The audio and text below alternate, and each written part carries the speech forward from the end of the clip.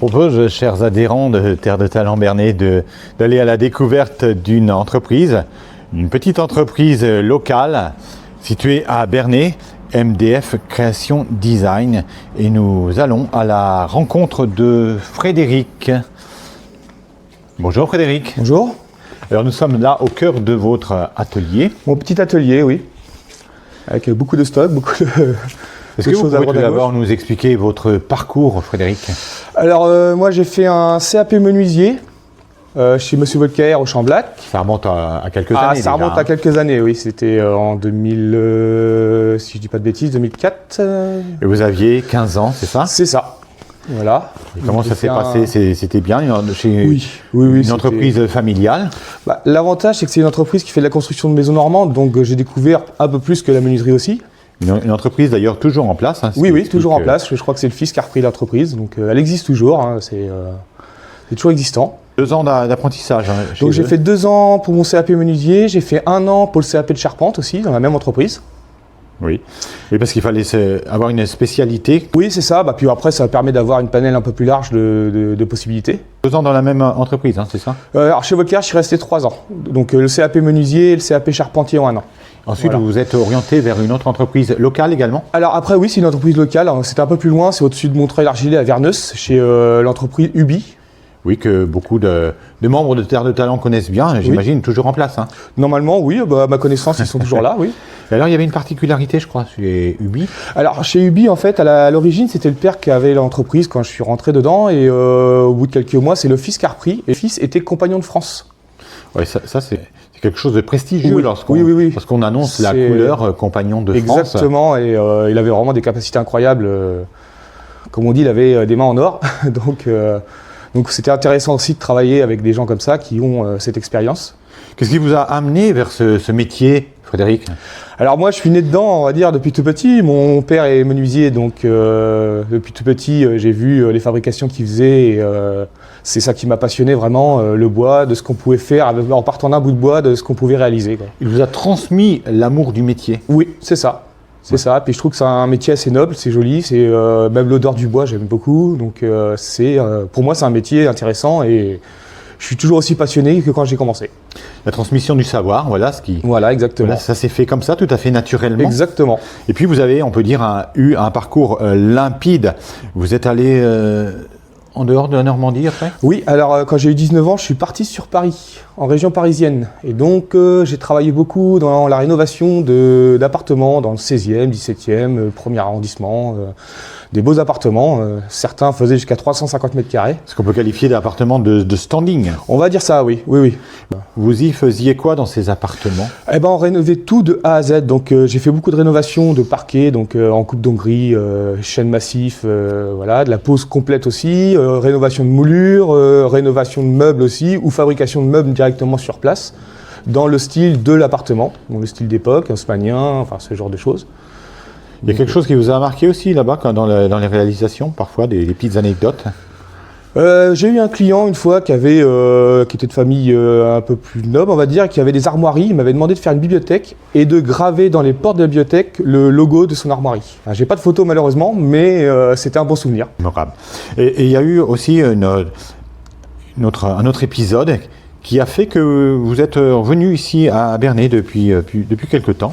Oui, le Covid, comme beaucoup de gens ont changé un peu de mode de vie au moment du Covid. J'avais déjà depuis un petit moment envie de partir de Paris parce que ça commençait à être un peu étouffant, on va dire. Et le Covid m'a décidé, je suis revenu par ici et c'est là que j'ai décidé d'ouvrir mon entreprise. Retour aux sources, retour en Normandie, retour dans l'Eure et retour à Bernay où vous êtes installé aujourd'hui. Vous vous êtes mis à votre compte du coup, hein? Oui, ça fait un peu plus de 2 ans, je me suis mis à mon compte le 22 juin en 2022. Une décision longuement mûrie? Oui, ça faisait quelques années que j'y pensais, mais j'avais toujours un peu de mal à me lancer. Et puis en fait, comme là je m'étais retrouvé sans travail, du coup c'est là que ça a été l'occasion vraiment de me dire voilà, je me lance. On rappelle la date, 22 juin. Le 22 juin 2022. Symbolique, hein, 22 juin 2022, il n'y a que des 2. Il n'y a que des 2. Et si on additionne tout ça, ça nous ramène au chiffre 1. Voilà. Le chiffre suprême. Donc en espérant que ça tombe mieux. Hein. Vous êtes sur le podium. Voilà. Voilà. Alors Frédéric, on rentre dans le vif du sujet par rapport à votre métier. Quelles sont les principales différences entre la menuiserie et la charpente? Alors déjà, principalement, la charpente, c'est beaucoup de l'extérieur, c'est la taille des pièces de bois, bien sûr, aussi. La menuiserie, c'est, on va dire, vous avez 3 gammes. Vous avez la charpente, la menuiserie et l'ébénisterie. Plus on descend vers l'ébénisterie, plus c'est minutieux, plus c'est du travail vraiment au millimètre. On est plus dans le côté noble. Voilà, enfin c'est pas noble, parce que la charpente peut être noble aussi, on fait de très belles choses en charpente. Oui, oui, bien entendu. On va dire, la charpente c'est plus grossier, la menuiserie un peu plus pointue, voilà, plus fin. Et après, en charpente, on réalise pas la même chose qu'en menuiserie. En menuiserie, ça va être plus de l'agencement, du meuble. Dans le style et l'élégance. Voilà, c'est ça, oui. C'est plus pour l'intérieur, on va dire, la menuiserie, et la charpente plus pour l'extérieur. Alors, quand on parle de menuiserie, on parle aussi de l'ébénisterie? Alors, normalement, c'est bien différencié, l'ébénisterie et la menuiserie. Mais ça peut se confondre. Vous êtes capable de faire les deux? Après, oui, à la demande, si besoin, oui. Le choix du bois, Frédéric, est-il important? Et quel type de bois recommandez-vous pour des projets extérieurs? Pourquoi? Alors pour tout ce qui est projet extérieur, forcément, il vaut mieux utiliser des bois un peu plus nobles comme le chêne, les bois exotiques, le sapin aussi qui peut être utilisé. Après, c'est en fonction aussi de la réalisation du projet. En fait, il y a plein de choses qui rentrent en cause. Et puis du budget que le client peut avoir aussi, bien sûr. Et puis après, on est là aussi pour conseiller les clients pour le choix du bois, la fabrication, le type de fabrication aussi peut jouer aussi. D'ailleurs, au niveau du bois, on en parlait tout à l'heure, vous fournissez localement? Alors oui, c'est parce que mon beau-père a une forêt et donc on récupère du bois qui est sur le point de tomber et donc je le fais débiter, je le mets à sécher ici. Donc celui-là, c'est vraiment du local. Après, sinon, j'ai la scierie Savary aux Jean Crédelivet qui me fournit mon bois aussi quand j'en ai besoin. Quelle technique vous utilisez pour garantir la durabilité de vos constructions? Alors beaucoup d'assemblage, tenon mortaise pour ceux qui connaissent, s'essuyer, principalement ça, comme la porte qui est ici, il n'y a aucune vis dedans, en fait c'est vraiment de l'assemblage, vous avez des rainures languettes, vous avez des tenons mortaises, voilà, comme vous voyez ici, s'essuyer. Donc c'est de la fabrication comme à l'ancienne, c'est vraiment la menuiserie, il n'y a pas de vis, il n'y a rien qui... C'est tout en bois. Découvrons à présent le stock de bois de Frédéric. On trouve de quoi dans ce stock, Frédéric? Alors dedans, il y a de l'érable, du cerisier, du noyer, du chêne et un peu de sapin aussi. Pour quels usages chaque type de bois, si on prend l'érable, le cerisier? Alors l'érable, ça peut être pour faire du meuble, après tout dépend de la demande des clients. Le cerisier aussi, en fait c'est en fonction des teintes qu'on désire, le rendu final. Parce que chaque essence de bois a des couleurs, un veinage différent, qui peut donner envie en fonction des projets qui sont demandés. Quelles sont les tendances actuelles, Frédéric, en matière de design en menuiserie? Alors maintenant, c'est beaucoup lisse, laqué. Les moulures, tout ce qui est moulure qu'on voyait beaucoup à l'ancienne, c'est un peu fini. Alors ça revient sur certains modèles, mais les gens aiment les choses un peu plus épurées, plus lisses. On essaie de retravailler des bois nobles comme le chêne, ça, mais pas de la même manière, on va dire. Plutôt en porte lisse, en quelque chose de plus épuré, on va dire. Les époques changent et les mentalités évoluent, c'est ça? Oui, c'est ça, ouais. Exactement, les goûts aussi, et puis c'est en fonction de la demande, de ce que le client il veut, mais c'est vrai que le style à l'ancienne, c'est plus trop au goût du jour. Oui, parce qu'aujourd'hui, on n'a peut-être pas dans l'idée, à l'esprit, de transmettre de génération en génération comme c'était le cas par le passé. Non, c'est vrai que maintenant on est beaucoup dans une époque de consommation, donc les gens ils achètent plus du durable, ils achètent l'interchangeable, on va dire.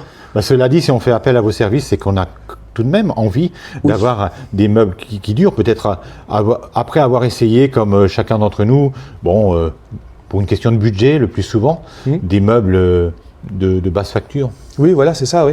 Après, c'est sûr que le budget n'est pas le même quand on fait fabriquer par un menuisier, mais au moins vous avez la qualité et puis le fait main, quoi. Ce qui vous ne trouvez pas dans les meubles Ikea. Quel conseil vous donneriez pour l'entretien des meubles en bois? Alors déjà, ne jamais laisser un bois brut sans produit dessus, donc ça peut être de la cire, ça peut être de l'huile, ça peut être du vernis. Il faut le nourrir? Le bois, il faut le nourrir, sinon il prend toutes les tâches. Le bois, c'est vivant, ça travaille et ça absorbe toutes les tâches et tout ça. Et donc, automatiquement, il faut au moins mettre un produit dessus. Alors, ce que je conseille souvent, par exemple, quand les gens ils ont des meubles en chêne massif ou des façades, des produits en chêne, c'est de mettre un vernis incolore, ce qui permet de garder la teinte du bois naturel tout en le protégeant. Quels outils considérez-vous, Frédéric, comme indispensables dans l'exercice de votre profession, la fameuse scie, bien sûr. Ah bah après, malheureusement dans mon métier, il y a beaucoup de machines. On utilise énormément de machines. On a après, un tour aussi. Comment? Un tour. J'en ai un petit tour, oui, mais c'est vrai que je m'en sers pas beaucoup. Mais après, moi, principalement, ça va être ma scie circulaire. Après, les outils à main, bien sûr, hein, marteau, maillet, ciseaux à bois, tous les outils de traçage aussi, compas, équerre. Il y a tellement d'outils que tous les énumérer, ça va être compliqué. Vous pouvez nous partager une expérience mémorable à vos yeux, d'un projet que vous avez réalisé qui vous aurait marqué plus qu'un autre? La tonnelle par exemple, qui était assez sympa parce qu'on est parti vraiment de bois brut, de tronc et on a tout fait nous-mêmes. Donc voilà, le résultat est là, on va dire. Donc, vous n'en avez pas réalisé des centaines comme ça? Non, ce modèle-là est unique. Oui. De toute façon, dans mon métier, chaque modèle est unique. Tout est unique en fait. Je ne fais pas de série à part si on me demande, mais en fait, c'est toujours particulier à la demande du client. C'est ce qui fait la spécificité de votre entreprise. C'est voilà, le domaine artisanal, c'est vraiment du sur-mesure, donc chaque projet est différent. Le petit vin blanc qu'on boit sous les tonnelles, à cette époque, ce serait peut-être le petit coup de champagne.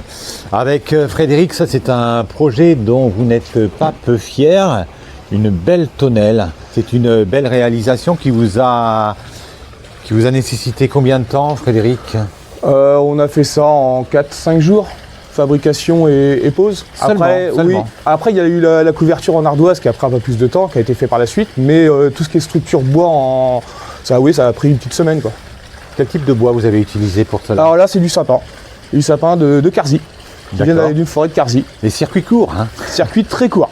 Très court. Et on est sur le projet de A à Z. On ne peut pas difficilement faire mieux. Il n'y a pas eu d'entreprise extérieure qui a intervenu. On a tout fait nous-mêmes. On est parti sur des rondins de bois et on a tout débité et tout fabriqué.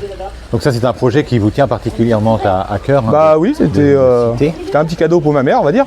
Un joli cadeau. Donc voilà. Et ça, c'est du durable. Hein. Celui-là, je pense qu'il va rester un bon moment. Il a déjà vécu quelques tempêtes, il n'a jamais bougé. Donc normalement, il sera là pour des années. Y a-t-il des clients locaux avec lesquels vous avez travaillé, que l'on connaît particulièrement, Sir Bernet? J'ai travaillé pour monsieur Vincent Lefébure, le champ d'ivresse. Quelle est la place des femmes, Frédéric, dans votre beau métier, dans votre noble métier? Quelle est leur place dans la menuiserie, charpenterie? Nous avions réalisé une interview avec une ébéniste qui est sur Lieuret. Y a-t-il beaucoup de femmes qui pratiquent ce métier? Alors non, il y en a très peu malheureusement. C'est vrai que c'est un métier assez dur. Alors, la menuiserie ça va encore, mais en charpente c'est quand même des grosses pièces assez lourdes et tout ça, donc forcément c'est un peu plus compliqué pour une femme. Sinon, en termes de qualité de travail, ils travaillent aussi bien que nous, même voire mieux, parce qu'ils sont des fois peut-être encore un peu plus minutieuses que nous. Mais malheureusement, il n'y en a pas assez, je trouve. Ils sont plus à cheval sur les détails? Disons qu'ils n'ont pas la même façon de travailler que nous, je pense.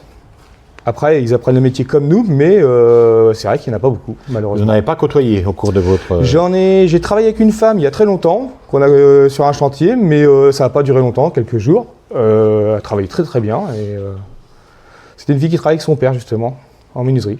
Quel conseil donneriez-vous à celle ou celui qui souhaiterait se lancer dans la menuiserie ou la charpente? Alors déjà, c'est d'avoir de bonnes bases. L'idéal, c'est quand même de faire un apprentissage pour apprendre le métier de A à Z. Parce qu'il y a beaucoup de choses à savoir. Ça ne s'apprend pas du jour au lendemain. C'est pas en faisant un stage de 2-3 jours qu'on va devenir menuisier. C'est un métier vraiment qui s'apprend. Et puis, faire des expériences en entreprise, c'est le meilleur moyen d'apprendre, c'est d'apprendre sur le tas. Comme à l'ancienne, en fait. Voilà, comme à l'ancienne. C'est là où on acquiert l'expérience et puis on apprend. De toute façon, moi, j'en apprends tous les jours encore. Puis les produits, le métier évolue aussi. Vous êtes aujourd'hui votre propre chef, vous êtes patron. Est-ce que vous êtes prêt aujourd'hui à former justement un jeune, puisqu'on parle de formation? Alors, pour moi, c'est encore un peu trop tôt parce que l'entreprise est jeune. Donc, ça sera un peu compliqué de devoir former quelqu'un. C'est dans vos projets? Peut-être à l'avenir, voir.